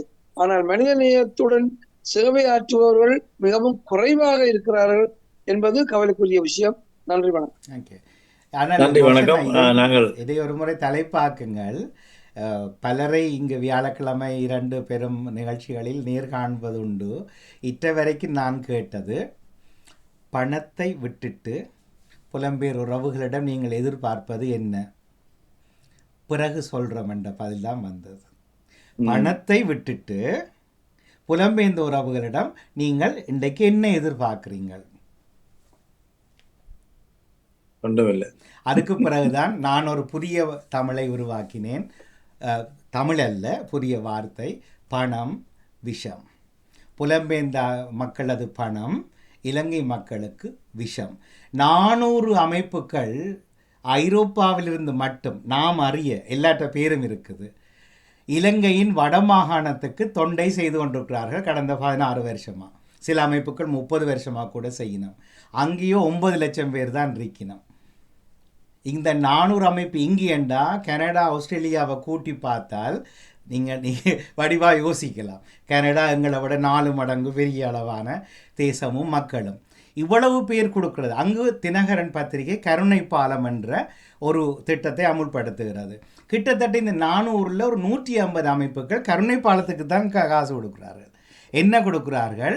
இப்போ நாங்கள் ஈஸ்டர் அம்மன் ஆலயம் என்ற கோயில் இருந்து என்றால் கருணை பாலத்துக்கு கொடுத்துட்டு சொல்லுவேன், நீங்கள் இந்த இடத்துல போய் ஈஸ்டர் அம்மன் ஆலயம் என்று போட்டு நடாமோன்ற படத்தையும் போட்டு முன்னால் போஸ்டர் நட்டுட்டு வந்தால் காணுமெண்டு. எத்தனை பேருக்கு தெரியும் எங்கட காசு இவர்கள் நேரடியாக போய் கொடுப்பதில்லை என்று? இது மனிதநேயம் அல்ல. நாங்கள் சும்மா இருக்கிறவனுக்கு இந்தாங்கோ சும்மா போறியல், இந்தாங்க தடியை பிடிச்சி உண்டி கொண்டு நடவுங்கன்னு சொல்லி இருப்பவர்களை நோண்டிகள் ஆக்குகிறோம். இன்னும் ஒரு முறை தலைப்படுப்போம். ஆனால் அது அது அல்ல. திருப்பி நாங்கள் முருகானந்தர்கள் சொன்னதைத்தான் அங்கு இயங்குகிறார்கள் என்றால் பணம் பராட்டி என்ன அவர்களுக்கு தேவை என்று கேளுங்க. இந்தியிலிருந்து கேட்போமே எல்லாரும், நானும் கேட்குறேன். பணம் இல்லாமல் என்ன தொண்டை அவர்கள் செய்ய முடியும்? இவர்கள் மக்கள் பணியால் நான் யாரையும் குறிப்பிட்டு பேசலை, பொதுவாக பேசுகிறேன். விதிவிலக்காக விஞ்ஞானத்திலும் விஞ்ஞானத்திலும் விதிவிலக்குகள் உண்டு. அப்படி சிலர் இருக்கக்கூடும். ஆனால் பொதுவான சமூகம் ஒரு ஒரு பெரும்பான்மை வேண்டாம், ஒரு பாதி அளவான மக்கள் இந்த அறம் என்றதையும் மனிதநேயம் என்றதையும் தொலைச்சு பல வருஷங்கள் ஆகிட்டது. உதுக்கேன் இந்த இங்கிலாந்து இப்போ அரசருடைய படம் போட்ட தாளை நாங்கள் மாற்றி ரூபாவில் மாற்றி அங்கே கொடுத்து கொண்டிருக்கிறோம் உண்டியல்களூடாக. சரி, நல்லது. அதனால் இன்னும் நீங்கள் எனக்கு ஒரு பதில் தெரியல போசன்னா, உள்ளூராட்சி மன்றங்களுடைய அதிகாரங்கள் என்ன இன்று இலங்கையில்? இல்லை, அது தங்களுடைய அதிகாரம் இப்போ அந்த தங்களுடைய எல்லைக்குள்ளே அபிவிருத்தியை செய்கிறாங்க. அது எல்லா அதிகாரம். அப்போ எம்பியும் அபிவிருத்திக்கு காசு கொடுக்கணும் அவருக்கு. எம்பி அந்த தொகுதி ரீதியில செய்யலாம். உதாரணத்துக்கு அந்த உள்ளூராட்சி கிராம சபைகளே ஒரு ரோட்டு போடணும், கிராம சபை செய்யலாம். ஆனால் அந்த தொகுதியான எம்பி அந்த கிராமத்துக்கு அதை ஒதுக்குவார் தானே? அது இல்லை, தனியா அவர் கிராம பார்க்க போறோம் இல்லையா? அப்ப அங்கேயும் பணம் எடுத்து அதை விருத்தி செய்வதுதான் இந்த உள்ளூராட்சி மன்ற உறுப்பினர்கள் தேர்வானால் செய்ய போற பணியா? அதை விட நீங்க சொன்னீங்களே இப்ப உதாரணமா ஒன்றை சொல்லலாம், போத வசதி பிரச்சனை இருக்குது. அதை அந்த மக்களை எடியூகேட் பண்றது, மக்களை அதுக்குரிய பிரச்சாரங்களை செய்யறது, அதுக்கு அறிவூட்டலை செய்யறது, அதை கூட செய்யலாம். உள்ளூராட்சி தேர்வாகாமலே இப்ப செய்து கொண்டிருப்பார்கள் யாரா? இல்ல, அதை கூட செய்யலாம். தனியா ரோட்டு போடுறதும் அதுதான் செய்யணும் மட்டும் இல்லை. எத்தனையோ தேவைகள் இருக்கு. அதுகளை முன்னிலைப்படுத்தி அதான் அந்தந்த கிராமத்துல அக்கறை உள்ளவன் மெம்பரா வந்தால் அவன் செய்வான் கட்டாயம். அதாவது கட்சி ரீதியாக அதுக்குள்ள போய் உள்ளட்டு வாரவன் அவன் சொல்லுவான், அதுல நாலு கொடியை பிடிச்சி போட்டா எனக்கு அடுத்த முறை எம்பி பதவிக்கு கிடைக்கும். இல்ல, அதுதான் இப்ப இந்த விக்கினம் கதைச்சோம். இப்ப நீங்கள் தெரிவாகிட்டீங்க, உங்களுக்கு அரசாங்க ஒதுக்கீடு வரவில்லை, சரியா? பணம் வரவில்லை. இப்ப நீங்கள் கவுன்சில் மெம்பர். எனக்கு ஒரு சின்ன வார்த்தை சொல்லுங்க. இப்ப என்ன செய்ய போறீங்க? வரும் வரைக்கும் 6 மாசம் காத்திருக்க போறீங்களா? என்ன செய்வீங்க? என்ன எனக்கு அதிகாரம் இருக்குது? கிராம சபை தானே சொல்றீங்க? உள்ளூராட்சி மன்றத்தில் ஒரு உறுப்பினர் கிராம மட்டத்தில், சரி, கிராம மட்டத்தில் ஒரு தேவை இல்லை. அவைகளுக்கு ஓடு இருக்கும், நினைக்கிறேன் ஓட்ஸ் இருக்கும். அந்த ஓடுகளுக்குள்ள தான் அவை பிரதிநிதி வட்டாரங்கள். சரி, அதுலயே ஒரு இப்போ நான் அன்றைக்கு யூடியூப்ல பார்த்து ஒரு பாதை உண்டு, மிக முக்கியமான பாதையாம், பிள்ளைகள் பள்ளியத்துக்கு போகிறது அப்படி இப்படி. அது எத்தனையோ வருஷமா தேர்டு வாரத்து கிடக்கு. அதுகள் பிள்ளை மழை இதுக்கெல்லாம் ஓகே. கிராம மட்டத்தில் உள்ளவர் சரியான ஆளாக இருந்தால் எந்த கிராமத்தை எடுத்தாலும், இப்போ நீங்கள் சொல்கிற புலம்பெயர்ந்த மக்களில் அநேகமாக எல்லா கிராமத்திலையும் மக்கள் இருக்கு. செய்யலாதாவே கிராம ரீதியில அப்ரோச் பண்ணி இங்க வாப்பா கேட்கலாம். இந்த கிராமத்துக்கு இப்படி ஒரு தேவை இருக்கப்பா, நீங்கள் உங்களோட கிராமத்தாக்களை சேர்த்து இதற்காக அரசாங்கம் வந்து விளையாடு பண்ண கட்டியும் தேவையில்லை. அப்ப அந்த வடிவா அந்த ஃபண்ட் கிராமத்துக்கு எடுத்து ரோட்டை போட்டு போகலாம். அந்த கிராமத்துக்கு ஐரோப்பாவில் 1 கூடல் 2 கூடல் 3 கூடல் என்று இருக்குந்தானே, அமைப்புகள் இருக்கு இருக்குந்தானே. இருக்கு. அப்ப பழைய நாங்க மாணவர் சங்கங்கள் எல்லாம் இருக்குதானே. சரியான அக்கறை உள்ளவன் மெம்பரா வந்தால் அவனுக்கு எத்தனையோ வழி இருக்குது. இந்த ஃபண்டிங் எடுக்கிறதுக்கும் அதுக்கும் வழி இருக்கு. அரசாங்கம் தான் அதே ஆள் பண்றது. மெம்பரா வராமலே செய்யலாம் என்று தான் இப்ப சொல்லி இருந்தீங்க. செய்யலாம். அப்ப ஆனா இந்த இப்ப நான் கட்சிகளோ சுயேட்சைகளோ தங்களுக்கான வேட்பாளரை தெரிவு செய்கிறவர்களை அப்படி செய்து கொண்டு போறவர்களை உள்ள கொண்டு வந்தா மக்கள் வாக்கு அவையத்தான் உள்ளுவ கொண்டு வரணும்னு நான் சொல்றேன். இப்ப நானே அநேகமா எல்லா இடமும் சொல்றேன் என்னென்றால், இப்ப இந்த வெளிநாட்டு சேரிட்டி அப்படி என்று போடுறாக்கள் அன்னைக்கு ஒவ்வொருத்தரும் உங்களோட இங்க இருக்கிற ஒரு கரவட்டி என்று வைப்போம். கரவட்டி கிராமம்ண்டா இங்க கரவட்டியாக்கள் இருக்கிறீர்கள். நீங்கள் உங்களோட கிராமத்தை கன்சென்ட்ரேட் பண்ணுங்க. அங்க போங்கோ, என்னென்ன தேவை இருக்குது. இதுக்கு ஒரு ரோடு போட இல்லைடாப்பா, இந்த பள்ளிக்கூடத்துக்கு அது வேறு. அந்த கிராமத்தை கன்சென்ட்ரேட் பண்ணுங்க. காணும் நீங்க அங்கால விரிய வேண்டாம். போய் எப்படின்னா இந்து காலேஜில் ஸ்விம்மிங் பூல் ஆட்ட வேண்டாம், அது வேண்டாம். அதில் போய் அது நீங்கள் மேலதிகமாக செய்கிறேன்னா செய்யுங்க. கிராமத்தை கன்சென்ட்ரேட் பண்ணீங்கன்னா தாராளமாக வடிவாக அது நல்ல ஆக்கள் அங்கே மெம்பர்ஸ் ஆகும் வந்தால் தாராளமாக கிராமங்கள் தண்ட வாழ்ல வெளிச்சம் பெறும். அதைத்தான் நான் சொல்கிறேன். மிக்க நன்றி. சரி, நாங்கள் கூட அதிக நேரம் எடுத்து விட்டோம் நினைக்கிறேன். திரு ஆர்வம் இணைந்திருந்தாலும் மன்னிக்கணும், ஏனெண்டா நேரம் கூடுதலாக போய்விட்டது. ஆகவே தயவு செய்து எளியா வாருங்க, ஜாயின் பண்ணுங்க. நன்றி, வணக்கம். நன்றி. என்னுடைய கடைசி கேள்வியை அப்படியே முடிச்சு விடுங்க. ஒரே வரிதான். நீங்க அங்க இருக்கிறவர்கள் என்று கதைச்சிட்டீங்க. கடைசியில முதல் நான் ஒன்றை கேட்டிருந்தேன். எனக்கு உங்களுக்கு ஓசன்னாக்கு இங்க இருக்கிற முருகானந்தனா மற்றவர்கள் எல்லோருக்கும் எங்களுக்கும் அதே ஒரு பிடிமானம் அங்க இருந்திருக்க வேண்டும். நாங்களும் குற்றவாளிகள், இதை ஒத்துக்கொள்கிறோமா இல்லை தப்பிக்கொள்ள போகிறோமா என்கிறதையும் ஒரு கேள்வியாக கேட்டுக்கொண்டு விடைபெறுவோம். இன்னும் ஒரு நாள் பேசுவோம். நன்றி. மிக்க நன்றி. பல சமூக நிஜங்களோடு இசைந்திருந்தோம். நேரடியாக இணையக்கூடிய வாய்ப்பும் என கிடைத்தது. விஜய் போஸ் அவர்கள் தொகுப்போடு மீண்டும் அடுத்த வாரம் திங்கள் இரவு 7 மணிக்கு நாம் இணைவோடு இசையை கண்டுகொள்வோம். எனக்கு இதை பண்பலை வரிசையிலும் இணைத்து கொடுப்பதாக ஒரு எண்ணம். பார்ப்போம் எப்படி இதை இந்த கலைத்து அந்த கலைத்து இணைப்பது என்று தெரியவில்லை.